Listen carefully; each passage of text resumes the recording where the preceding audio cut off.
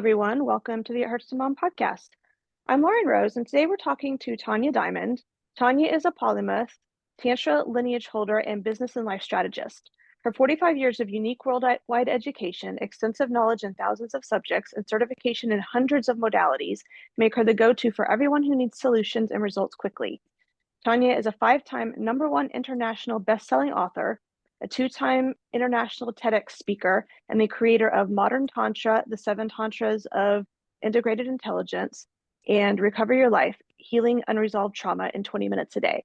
Her coach certification programs are the most rigorous in the world. Thank you for coming on. I think I said Tantra wrong, didn't I? It's Tantra. No, it's Tantra. You said it right. Oh, sweet. You got it. You got it. Thanks for having me. Yeah, that's really cool. So tell us, since this is mostly a chronic pain podcast, tell us about your experience with chronic pain and Absolutely. Yeah. So I first was, and the diagnosis didn't come for a while, but I first experienced chronic pain when I was 10 years old. I um, just was, I was complaining to my parents, this hurts, that hurts, this hurts, that hurts. And my parents were like, stop being hypochondriac. yeah. That's what I got. And as I got older, I had several accidents when I was young. When I was 4, I was in the backseat of a car that had to stop quick, and I slammed into the seat in front of me. And I grew up overseas. So I was in Africa most of the time, South America, different places. So the medical care was iffy. And my mother was Russian and very much like, unless you had like a bone sticking out of somewhere, you just didn't go to the doctor. So I got kicked in the jaw by one of my horses. So I'd had these physical things as well as emotional traumas. And by the time I was 12, I was in chronic headaches every day, chronic muscle pain. Eventually, I got diagnosed with intractable pain. Intractable pain meaning can't be treated by medication. So that was pretty much up until that particular underlying chronic pain was my constant companion until I think now it's 2021, the middle of 2021. No, it's 2022. So the middle of 2022. And that's completely gone. But I've also had a lot of accidents and injuries, jaw surgeries. I've had 24 surgeries. So there's also the underlying, arthritis, other pain that you get. I had fibromyalgia back in the early 90s, which I was cured from for 4 months or 4 years after. So I've, had my fair share, ripped Achilles tendon, 10 months, no weight bearing, complex fractures, lots and lots of fun with pain, let's just say. And might people have fun with pain, but I'm a little bit irreverent on this subject. So we'll see how many of your guests are like, we're not listening to her. Why? But I'll tell you why that is part of my secret too. So yeah, no stranger to pain. Okay, so you said you had fibromyalgia and you had, headaches and chronic pain. So what happened that got you out of all of that? I'm sure it's more than one thing, but Yeah. Well, I mean, it started with the first time I heard the word incurable was fibromyalgia. So I'd heard incurable several times in my life. And in my 30s, when I heard that third one from the doctor, and way back then, fibromyalgia was considered incurable, and you just managed the pain symptoms. And I had been an athlete, extreme athlete before that. So I'd already been managing the pain from the years by really just using neurotransmitters. So if you understand chemistry, which I do, you can change the chemistry in your body to help regulate pain. Because if you lean into the pain or pay attention a lot, your nerves actually, I found this when I was doing a summit called the Vagina Summit, your nerves will actually grow more nerve endings where there's pain to alert you to potential danger. And so, yeah, that was crazy when I found that out. And that happens with women who have vestibulitis, inflammation of the vagina vestibule, and have chronic pain that way, which I also had and don't have anymore. So, what I realized was I can't really, I can acknowledge and realize and accept my pain, but I can't live into it, or my body will become hyper aware of pain and start trying to protect it by holding, by contracting, by guarding, all these different things, which makes the pain worse. I couldn't take any meds. And by the way, I've never been able to take pain meds. I'm allergic to them. My pain had to be handled without medication of any kind. I also had restless leg and peripheral neuropathy where my nerve endings were just shooting off intense, horrifying pain, idiopathic peripheral neuropathy. So over the years, I started to learn strategy because I think your question was like, what did I do? How did I overcome this? And a lot of it is understanding nervous system regulation. If your nervous system's in fight or flight mode, your pain will be heightened because everything's heightened. And so learning about our neurochemistry, learning about nervous system regulation, and starting to implement things that downregulated my chemistry, allowed my body to relax. Joy and relaxation being the two biggest things that help me live with pain and also inevitably move through it to the other side. But when I got the fibromyalgia diagnosis, I was like, I'm done with this whole incurable thing that's always around pain. I'm either dying, because that's where I was at, dying. The pain was bad enough that it was like, I'm not living this way, or I'm changing my relationship to the word incurable and pain, and I'm going to find some answers. So, yeah. That's really very interesting. And I do like understand that when our body's in fight or flight mode constantly, that our pain levels are heightened. And I often talk about pain as being a communication tool. So it's not necessarily a bad thing. It's our body's way of trying to protect us. It's trying to tell us something, whether it's that we've got a headache and we need to eat something because we haven't eaten all day, or we have unprocessed feelings that we're angry at somebody and we haven't dealt with that, or whatever, or we need to rest, whatever it is. Yeah. And so you talked about trauma earlier, and I'm a big proponent of emotions being a big part of physical pain. I've read research where between 50 to 80% of physical pain is from emotional pain, unprocessed feelings, unresolved trauma, things like that. So talk to us a little bit about the link between like unresolved trauma and physical pain. Yeah, absolutely. I was onto that, realizing, okay, so if the pain is physical, it also means that it's, somatic, right? So there's like a physical component to all pain, and there's an emotional component to all pain.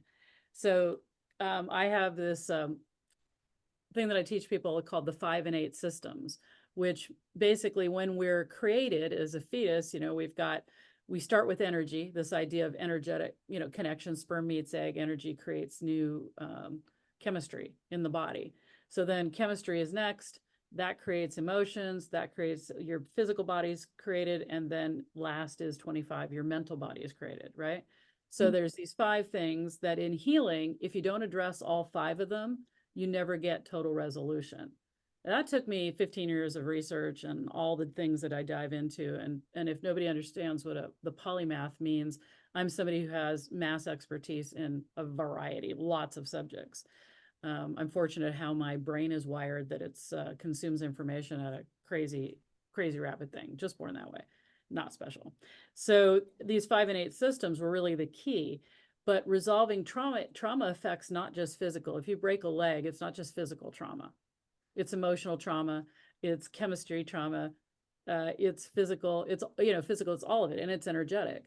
So finding out about these 5 and 8 systems was really the key for me to start being able to unlock resolving the trauma, which then gave all the rest of the innate systems a break, whether it was emotional, physical, trauma, right? And so that really was the connection.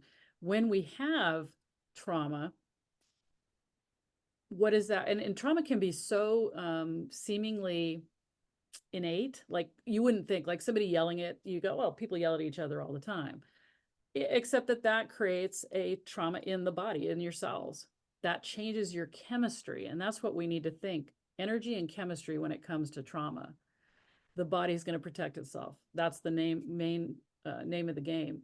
And so if you learn to contract, the easiest way to explain it is if you learn to contract when you're small, like pull your body close in, close your eyes, make yourself small, that contraction seals in energy that's happening in your body. changes your neurochemistry, creates a contracted state. And a contracted state means fight or flight, freeze. And that becomes a neural pathway pattern in your brain, which means that there's so many things that then are triggering your trauma that you might be in a state of contraction all the time. And right there, your pain is exponentially bigger than it normally would. It doesn't, there's no place to reset. So like even the psoas muscle in our body, which is connects our back to our front of our leg, is one of the biggest muscles when it comes to emotional trauma because it's the first one to contract hard with your abdomen. So your abdomen and your psoas muscle directly tell your body that there's a problem. And with sitting, because today we're sitting almost all the time, that contracts all of that even more. So your body literally thinks it's in danger every second of the day.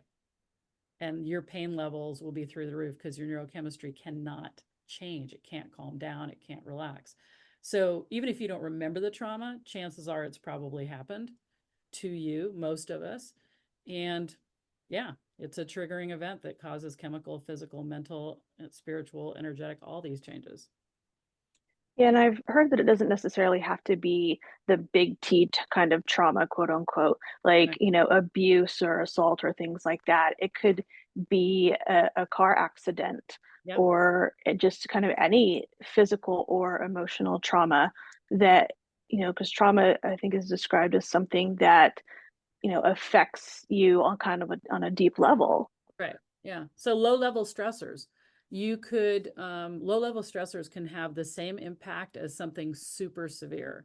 And a low-level Mm. stressor might be something like when you came home from school every day, you're a latchkey kid, right? And so you'd have to come get off the bus or whatever alone and go home and lock the door. And you were scared, maybe not out of your mind, but you were nervous until somebody got home. Or you were a kid who had sleep issues and your brain would roll around at night and you were scared. Just enough to feel, or I was a new kid. We moved so much. I was always the new kid in school, right? So there's always that, oh, I'm the new kid, I'm the weird kid, I'm whatever. That, even those low level stressors build up to chronic tension and contraction. And I never thought of the flight or freeze being a contracting kind of motion, Mhm. but I think it makes perfect sense. And I feel like I've been in that position for as long as I can remember. So I Mhm. think that's really interesting. Yeah, well, it's also the way to start unwinding it. Because if Mhm. you think about contraction, your chemistry is everything's in a smaller contracted mode. And you actually start like, a lot of people that have trauma sleep in what they call the T-Rex arms, right? That's where you pull your arms, you curl your hands in and bend your arms and keep your your hands close to your body. Hmm. I might want to check that out. Everybody who's listening, like, what does that do? Like, because, spread arm, if you're starfish across the bed, then you have a different response than if you're curled up in a ball. So you can get some clues about how your body is responding, even with some subtle things like that. So I think that's pretty interesting. But contraction is the easiest way to think. Am I closed? Do I speak my truth? Is my stomach constantly contracted? How does my voice sound? Do I take up space or do I stay small? Yeah. Yeah, that's exactly what I was thinking. Like, because I do kind of keep my emotions to myself and my thoughts and opinions and preferences to myself. And I do sleep like that actually, very in a contracted way. And it's just been like that for as long as I can remember. And it's really hard for me to take up physical space or to take up emotional space in the world for a lot of different reasons. Afraid of judgment, afraid of being wrong, afraid of rejection, all of those kinds of things. Mhm. Yeah. And all of those lead to low level, we believe they're like who we are, right? This is Hmm. who I am. But the reality is most of us are programmed. We're not even really living in who our truth is, who we really are. Because when you're living who you really are, you have a sense of freedom, you have a sense of peace, you have a sense of the ability to communicate, hold boundaries, do all of that stuff. That's like normal human behavior.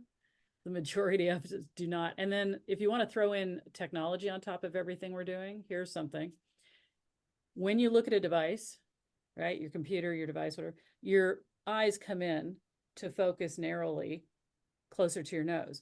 That immediately sends fight or flight chemistry to your body. Immediately, because we are geared to focus in on things that could be dangerous. Whereas if you look up, on road trips or trips that we go on, we're looking at vistas, whatever, that immediately calms your nervous system down. So vistas, your eyes separate a little bit to take in the whole view.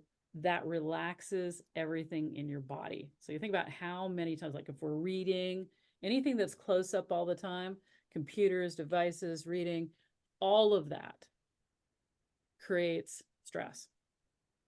Well, it's definitely something to think about that I've never heard or even noticed before. But as you were talking about it, I was doing that with my eyes, those different Right. things, and I totally get it. It makes sense.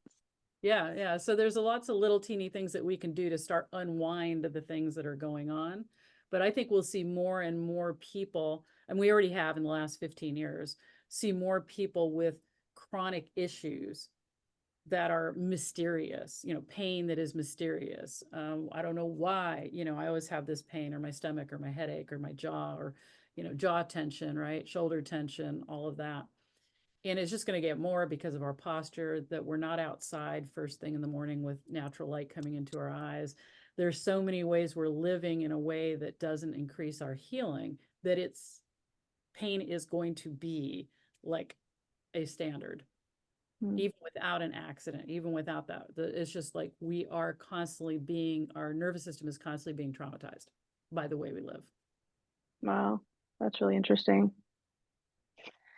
So I have, you know, 4 tips for living and parenting with chronic pain and illness. And my first one is talk to your family about your illness. Mm-hmm. And I know that you're a proponent of communicating with our family about our pain and illness. So talk to us about that. Yeah, absolutely. Because most of, when I had an overt injury that, was in a cast or whatever, everybody was sympathetic. Oh my gosh, that's horrible. I hope you heal fine. Like it was visible. But I've had a lot of those invisible, things that were actually more painful. I'd rather double fracture my leg than endure some of the invisible pain that I've been in my life, right? The intractable pain was pretty horrid. And so and I was always athletic. So people, well, you're moving, you're doing stuff. How could you be in pain? Right. And all of a sudden I've been diving with my buddies and I get hit by a spasm of pain. I have to stop and say, hey, yo, everybody. I have to stop and put my stuff down and sit down on the ground. And they're all like, what's going on? Because people see me as a badass. And it's like, well, I just got hit by this spasm wave of pain that's above the chronic pain that I'm used to. I can live in a level of pain that most people can't even fathom. But right now, it's gone over the top even for me. And they're like, it's so weird because you're so calm. You're just telling us about it. And I'm like, yeah, have you seen me with a broken leg? I'm like, hey, how are we going to hike out of here? The tolerance, right, can get high. And so people just don't recognize. So I think it's really clear talking about levels. I asked my friends, what's the worst pain you guys have been in? And it's like, oh, this, that. And I'm like, great. Okay. So you have a level to your pain. This level I'm in right now is my high tolerance. Like I can barely breathe. When we go chronic pain, you go to the doctor's office. Oh my God, that's the most ridiculous thing ever. Yeah, that's so ridiculous. It's like, yeah, what level of pain are you in? That pretend I have a gallbladder that's about to blow up. That'll give you an indication because you learn to just be so chill. So really giving a level that not their comparison, but the only reason I ask them to compare a level or say, what's that, is to give them insight. Oh, that was really bad pain for me. And I'm like, yeah. And so right now, this is really bad pain for me. And even though I might look chill and it might look whatever, I may start crying here. I could start screaming in just a few seconds because that's how I feel. But I also teach people, like, if you see me rocking, and you can't see this because but if I started rocking, like when I'm sitting in the emergency room and I'm rocking, I know, and people who love me that are with me know, that's like, I can barely talk pain. Mm-hmm. So there are signs you have, there's things you do that you can communicate to people who love you, that this means something. When I can't even communicate, I might be shutting down in such a hard way that I'm not even noticing that I'm in that kind of pain. But my loved ones will, when I've given them cues, when they know, ooh, when I get super quiet, when I look like I'm holding my, I've contracted in, I'm sitting in a contracted state, when I'm rocking back and forth, when, I'm not getting up out of bed. That's like, so not me. So if you understand the things, symptoms, signs of what it looks like when you're in pain and you really don't have the bandwidth, right? Because when you're in that kind of pain, it doesn't matter if your kid needs to eat. Like, seriously, you're hurting, right? So the other thing is, my daughter at 10, because I don't think we really give our kids enough responsibility, she started becoming our house manager. So literally she could do laundry and do stuff like that too. And she was happy to do that. She'd walked in the room one day and she looked over at me and she says, my lips were pale. That was another symptom for me. She says, Mama, your lips are pale. What can I do today? So if we're not willing to share, we can't get the help we need. And if we feel like we're complaining, then also we're not directing. So saying I'm in so much pain doesn't really give a lot of information except you're in so much pain. But if you set people up before you're in that kind of pain to say, hey, these are the things I need help with. Right. So you have to take up space, where you said you don't want to take up space, tell people what you need. Even write it down. If you don't have the voice, right, it's scary to say it. Write it down, stick it up on the refrigerator. These are things that cause me a lot of pain. My hands were bad for a long time. So I got all Corelle dishes. They're super thin. They're super light. My boyfriend had these huge, heavy stoneware stuff. I'm like, dude, if you want those, that's awesome. I will not help in the kitchen. Sharp edges, even like I need round utensils. I needed round, right? Yeah. Because just picking up a utensil hurt my hands, right? And so making sure the house had what I needed and then telling people that cast iron skillet over there, baby, never going to pick it up. Not going to happen. Yeah. So standing up for your, having your boundaries and being able to stand up for yourself. And yes, did it make me feel pathetic sometimes? I was flying helicopters, hanging out with Marines, doing stuff that was epic. And then all of a sudden went to somebody who couldn't like hold my purse. Right. So I get it. And it's like, all right. And pain will compound on top of pain. If you don't handle or get your pain under control, you end up with more pain later in a different way. So that was the thing with the 3, right? Intractable pain, fibromyalgia, this, that, all these pains start layering on top of each other because your body, and then depression to help your body survive. Depression is the flip side of anxiety and high pain levels. So when you cure the anxiety and the high pain, the depression goes away. Your body can't live in that extreme feeling. So it'll flip you into a down so that it can actually get some recuperation, rest, try to survive. It's not judging. Your body doesn't judge, this is depression and I feel bad. Your body just goes, wow, we can't live in that extreme tension anymore, so let's shut it down. That's why there's the cycle of up and down. Yeah, I've struggled with depression my whole life, but then when my pain started compounding, like you were talking about, like it started out as migraines, and it was low back pain, and then it was all joint pain. And then I developed fibromyalgia out of seemingly nowhere, although I think I've kind of traced that back to what I feel like was a traumatic event. And I did become extremely depressed for a couple of years, and it was a grieving process. I think for me, a lot of it was, I had to grieve, losing my career and my functionality and not being able to be the kind of mom that I, had seen myself being. So I think depression is a huge part of chronic pain sometimes. Yeah, and depression and grieving are 2 different things, but we all lump them together. Like grieving, depressed, but it's grieving, right? Grieving is a normal, natural, healthy part of life. Depression is a neurochemistry imbalance. And so they can blend in, and especially with pain. And the whole mom thing, absolutely. Yeah, I totally get it.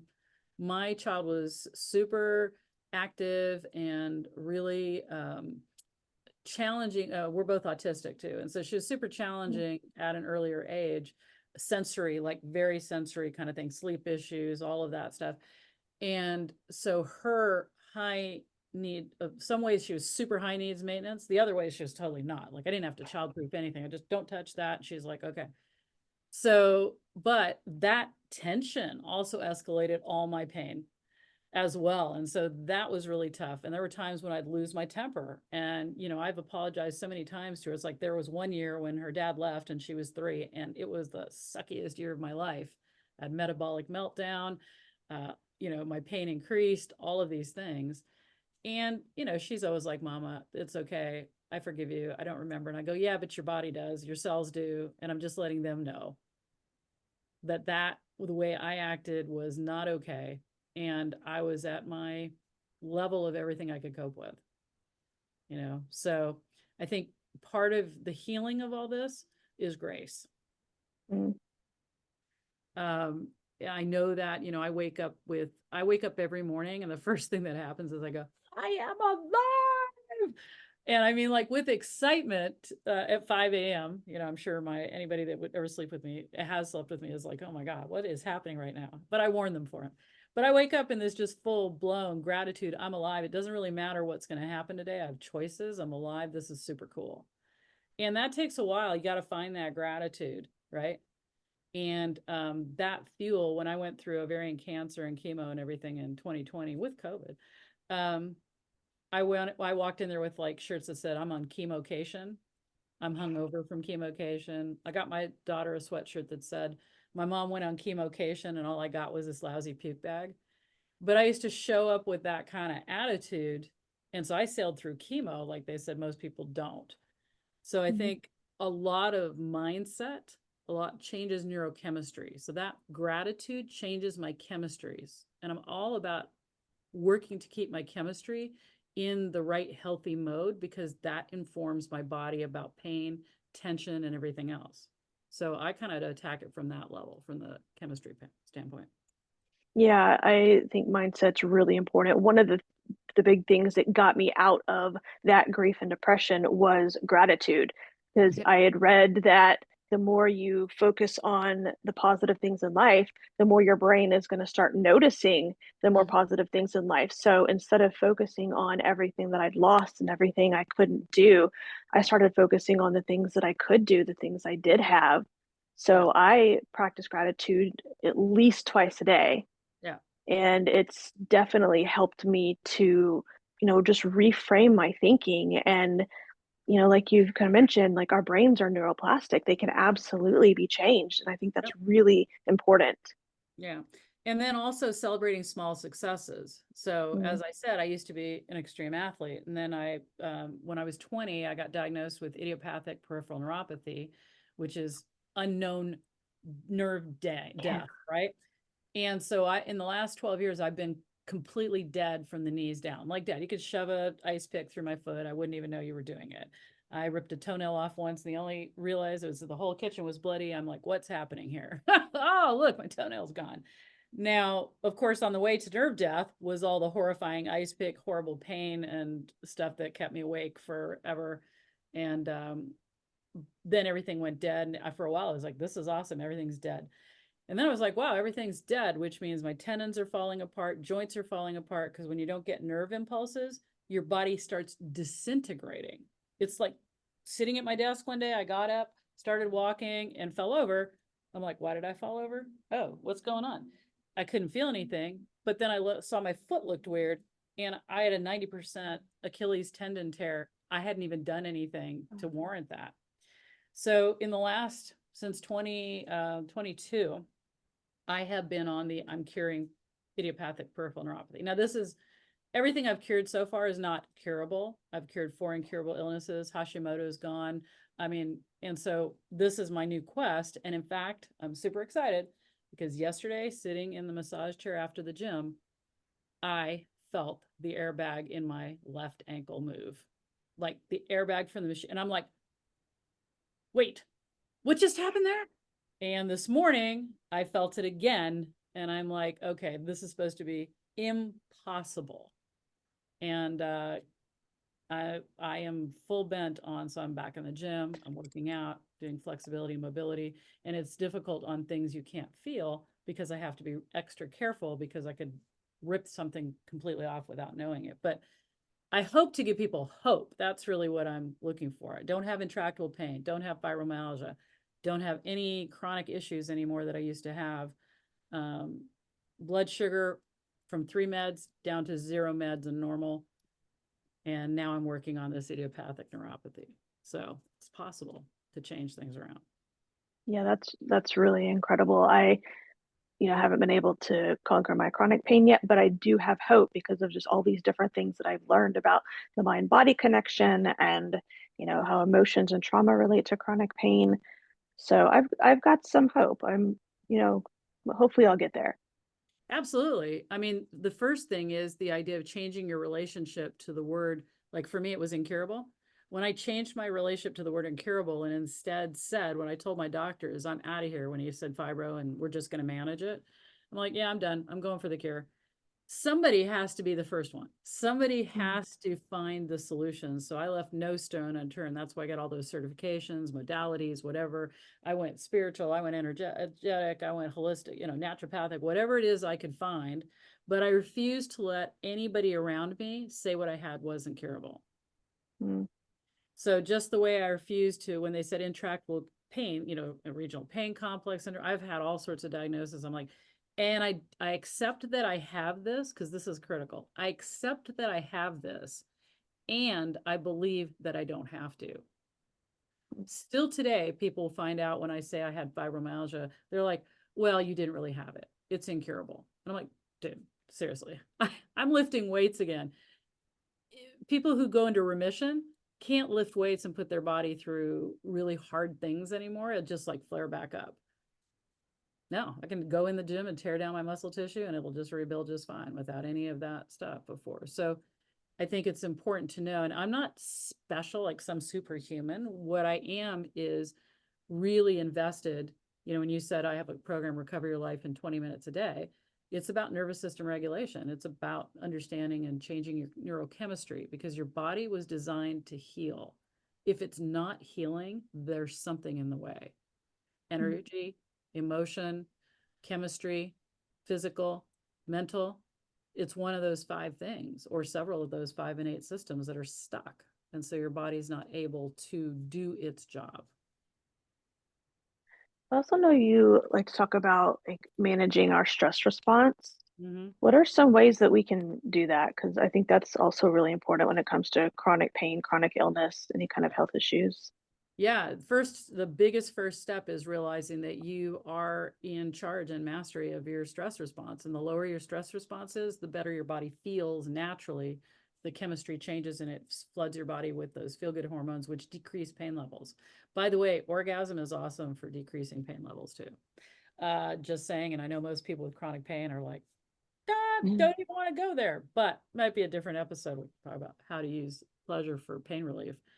Um, the vagus nerve breath, VAGUS. Everybody's talking about the vagus nerve these days. It's the biggest nerve in your body, starts in your face, goes through all your primary organs.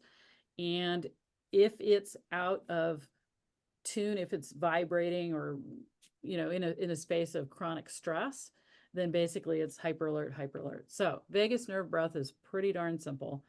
It's a inhale to a 2 count through your nose. 1, 2, exhale out your mouth with pursed, relaxed lips for a count of 8. 1, 2, 3, 4, 5, 6, 7, 8. Now, some of you in chronic pain cannot exhale that long. And you have also when you feel out of breath a lot. And if you feel out of breath a lot, it's because, not necessarily because you're out of shape, but because your body is CO2 intolerant. So you have CO2 built up. And as soon as you start to try to hold your breath a little bit or try to exhale for a little bit, that CO2 raises up and you start to feel panicky. So you might have to start a little bit with a different rhythm. It might be 1, 2 inhale and then just 4 exhale, but try to do at least double triple, and then 4 times the exhale. When you do that, your pulse rate goes down on the exhale, and it starts bringing your heart rate down, which starts letting your rest and digest mode start to incorporate. And only 5 minutes, like literally, if you do this 5 minutes a day, you can do it twice a day, that's great. But if you commit to 5 minutes a day, every single day, especially in the morning, especially if you wake up with your head spinning and you feel unrested and you're thinking about all the crazy thoughts, if you do this, you change your neurochemistry, and it sets it up for feeling better, which sets your day up for getting better. And then the other crazy thing is fake smiling. When you smile so hard that you use your whole facial muscles are there and your eyes are engaged, you look creepy as heck, and you just smile really, really hard for 2 minutes, where the saliva is starting to build up between your cheek and your teeth. You're smiling that hard. We can use that for people who feel suicidal. And if they're commit to 2 minutes every hour, they completely change that within a few hours. It changes right the first time they do it. So if you wake up and use the hardcore smile like that, what happens is serotonin, everything uptakes really hard. Your body, because these muscles, we only use these muscles when we're super happy and smile. You know, that smile that hurts your cheeks? Yeah. Your body automatically goes, we're happy. Life is good. Things are great. Because your body isn't judging what your logical mind is thinking about. It's responding to cues the same way contracting your hands really hard. If you make fists, your body responds to that by coagulating your blood because it thinks you're going to be in a fight and it doesn't want you to bleed to death. So anytime you're stressed, your blood is sludgier because your body doesn't want you to bleed out on the battlefield or with the saber-toothed tiger. And sludgy blood, what does that do? It creates chronic inflammation and pain. That is all crazy. I mean, like I heard that, about the breathing and how that, calms your body down and gets you into rest and digest, like you said. But I never heard about the smiling thing. Yeah. That's really funny, because that must feel really weird to do that at first, like really awkward, Yes. and like something's wrong with me. I'm being really weird right now. Yeah, absolutely. And sometimes you just start laughing, which fine, that's great, because laughter, full belly laughs, and these laughter releases and relaxes, because if you're laughing, you're not in danger. Mm. And so there's these cues that happen, like the eyes, together and the eyes apart, and all these very subtle things that when you understand, you can use them definitely for your benefit. And they work because it's chemistry. The only time they don't work on somebody, and so hear me really, I have a 99% success rate in helping people with pain or trauma or whatever, because it works because we're human. If you're a sociopath, for one, you wouldn't be listening to this show. But I have done studies with people who are sociopathic, and this doesn't work on them because their chemistry is different. Hmm. So yeah, that's just how that is. They don't go get help anyway. I had to go find them. But for the regular folks, the rest of us, terrible, like, horrible, horrible trauma. The body doesn't recognize the difference. This is sad, between like, a horrible traumatic injury in a car wreck and your parent yelling to you when you were 2. It's not judging. That's the whole point. The brain, subconscious mind, chemistry is not judging these things. They're responding to the chemistry and then the thoughts you have around that and the physical way you hold your body. Remember the 5 innate systems, the energy that's happening, the chemistry that's happening, which creates the emotions, your thoughts, your physical body, your thoughts. It's all working in concert, and it can all work against you. Even though you feel like you're doing all the right things, you may be using only one of those innate systems. Like talk therapy. Talk therapy is awesome. If you don't know how to speak to something, that's a great start. Now we see a lot of psychiatrists moving to somatic practices, which are body practices, because talking alone only accesses your logical mind, which doesn't do anything for the rest of your body. Yeah, it's interesting. I've had a couple people come on my show and talk about different somatic, modalities, and how that can help anxiety and PTSD and chronic pain and all of these things. So It's an interesting thing to explore if you've never heard about that. Yeah, absolutely. And that's where um, doing a lot of biohacking, like nature, getting outside, literally getting outside and lying on the grass with some part of your bare skin or grounding is huge for pain. Mm. So if, I tell all my clients with pain, yeah, you're outside shuffling around in the grass, in the dewy grass in the morning with your bare feet. Wow. I mean, the changes are really incredible what that does for you because you're changing ions with the earth, and the earth is created. We're created to wander around and be barefoot or sitting naked or being outside in the sunlight and on the grass in nature. Huge healing. You go out to nature for 2 weeks camping without your device, you repair DNA, your immune system boosts like 224%. So Wow. cures are out there. Like literally out there, outside your window. They're out there, nature, inhaling dirt. When we used to get our fingers dirty all the time, there are microbes in the soil and bacteria in the soil that are antidepressants. Yeah, Hmm. it's That's pretty, interesting. yeah, it's pretty amazing Na- stuff. Nature's pretty cool. Yeah, I've had a guy on talking about like electromagnetic frequencies and how many hertz the earth is, and just with all the technology now, Mm. we've got just so much, electromagnetism, flowing through our bodies and around us that, he talked about things like grounding mats and grounding yourself outside and things like that. Absolutely. So if you have chronic pain, you need to have that exploratory mindset, but you need to understand that the earth, you are part of the earth. And so the mechanisms that are out there were created to help your body heal and be in its natural state. Most of us aren't using them. And I understand that it can take, I understand what it's like to be in such pain that the idea of moving is horrifying. And so, I asked for help from friends. It's like, okay, come drag me out of the house and lay me in the front yard. You're going to have to pick me up afterwards and whatever. But like, this is what we need to do. So, like, one of the things that I think I did successfully was ask for help. It was sometimes demand help, right? I wouldn't take no for an answer when I could barely walk, and I knew that scuba diving, my passion, was going to help because of the super saturated oxygen. It's like hyperbaric chambers are really great if you have chronic pain, but they're highly expensive. For me, I dove all the time. So I was like, look, I can't carry my gear. You guys are like looking at me like I'm insane to go underwater when I don't have that. But here's what we're going to do. I'm going to get in the water. You guys are going to bring my gear out. We're going to put all that stuff on. You're going to help me because I can't use my hands. And then one of you is going to grab me and you're going to drag me under the water. We're going to go. And I'd have pain relief for 45 minutes to 3 hours after a dive. I'm also a minimalist. Here was a secret too. If you're in pain, having a bunch of stuff is kind of crazy because you got to service it all. So just like the thin Corelle dishes or whatever that were easy to pick up and manage, I'm like, what in my house is insane for me to be trying to manage and clean and stuff like that when I feel this way. So minimalized everything. I'm like, hey, minimalist, can I wear this shirt for 2 weeks? Absolutely, because it's wool. So I found ways, efficiency ways as well.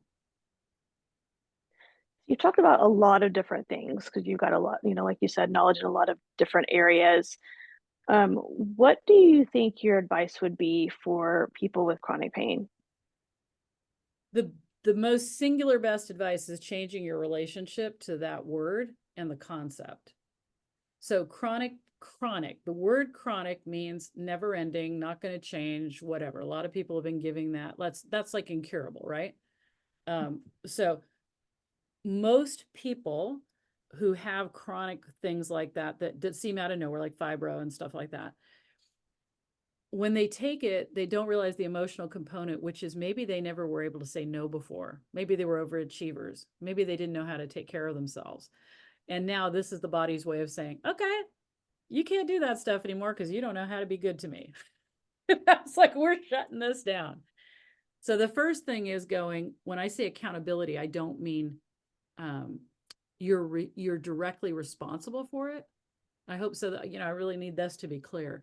But the accountability of either accepting it and saying, oh, no, the attitude, no, this is me, this is how it is, or the accountability of going, hey, I got this thing right now and I can accept that. I can make modifications in my life because of it. And now I'm going to find the way out. So it's the belief that you have the ability to do, and I don't care. Like, I spent 6 years looking, and somebody said, well, it's 6 years, aren't you going to give up now? I'm like, heck, I'm never giving up. So this is the thing that I believe is you're never going to give up looking for an answer, because there's answers out there. As soon as you give up, that is you. Your entire chemistry, if you believe it hard enough, will turn to you are somebody with chronic pain. Mm. I was somebody who had a thing that was going to not have it anymore. Right. And that right there, and trust me, like I said, I know about pain. That's a lot of it. I'm 62. It was only 3 years ago that I got rid of the last of it, where I actually like wake up in the morning and go, whoa, I can move my hands, I can move my body. This is amazing. The only pain I'm in now is when I go to the gym and rip up my muscles on purpose. And I welcome that pain. But once again, I am somebody who has this is different than this is my life, right? So defining yourself, because your subconscious mind will always try to give you what you believe is going on. Yeah, so we're back to that mindset thing that we talked about earlier. But beneath the mindset isn't the big thing. The mindset starts the chemistry. It's the chemistry that's the most important thing in changing anything in your life. Your neurochemistry rules before you can think. Your chemistry is always reacting. But if you give your subconscious mind the loop to stay on, it's incurable, it's incurable, it's incurable, it's incurable. Your body goes, all right, that's incurable. It's not judging. It's like, okay, so then your chemistry also supports that. Yeah, Right. that's really interesting. Yeah.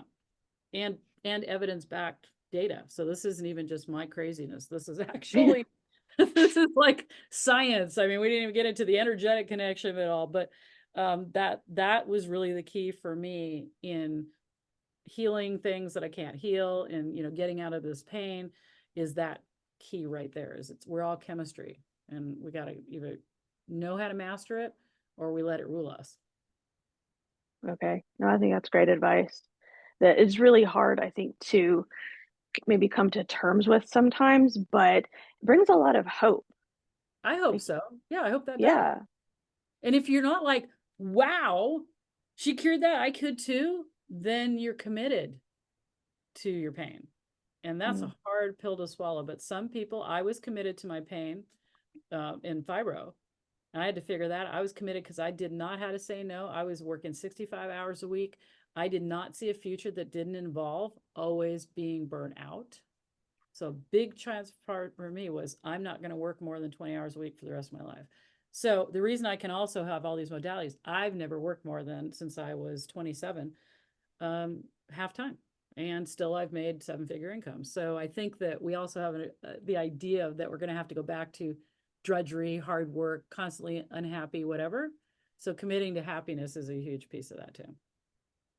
That's really cool. I remember you said earlier that joy was an important part of kind of your healing process. Joy and relaxation were the two things that you mentioned. Yeah, absolutely. And that helps your chemistry. So, what can you do to help your chemistry? So wake up tomorrow, do the vagus nerve breath, and smile like a ridiculous fool for 2 minutes. That's really funny. I'm actually going to try that. I'm going to feel ridiculous, Yeah. but Yeah. I'm going to try it.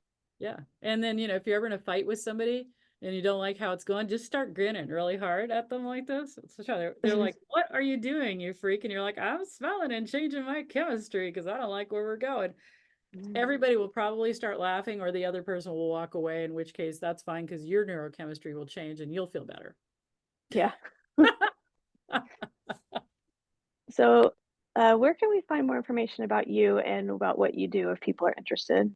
Yeah, so if you can spell my name right, which is Tanja Diamond, I'm on like 20 pages of Google if you hit my name into the Google search bar. I've been doing stuff for 40 whatever years. I'm 62, so I've been around for a while. And you can recover your life is recover just a you our life, recoveryourlife.com. There's actually a little video series talking about the healing of trauma and unresolved trauma. Mm. And so that's a this little free video series you can hook up there for sure. Yep. Yeah, that'd be great. I think everybody should go look at that. Yeah. And then Facebook's my jam, and I do data since I'm a biohacker. Like I've been on a carnivore, 100% carnivore diet for the last few years that has totally healed every piece of inflammation in my body. And I was a vegetarian before that. So I go data collect and I experiment with blood work and whatever. So my Facebook posts are always interesting. What's she up to now? What's she curing today? Like my latest, greatest is I sat in a deep squat the other day, heels on the ground, no hands, deep squat, but to the floor. That is unbelievable, considering the nerve damage and everything else that I have. I'm not supposed to be able to do that. Yeah, Woo! I celebrate small wins all the time. that's awesome. So thank you for coming on. I really appreciated it. Absolutely. I am honored to be here, and I'm my love language is value given that people can implement and do some changes in their life. So I always appreciate the opportunity. Great. Go check her out on Facebook and her websites. And make sure to subscribe to this podcast so you don't miss any health, parenting, and life advice. For my freebie 30 ways to relieve pain without taking a pill, go to ithurtstomom.com/tips. If you have comments, suggestions, or want to be on this podcast, just email me at ithurtstomom@gmail.com. I wish everybody a blessed and pain-free day.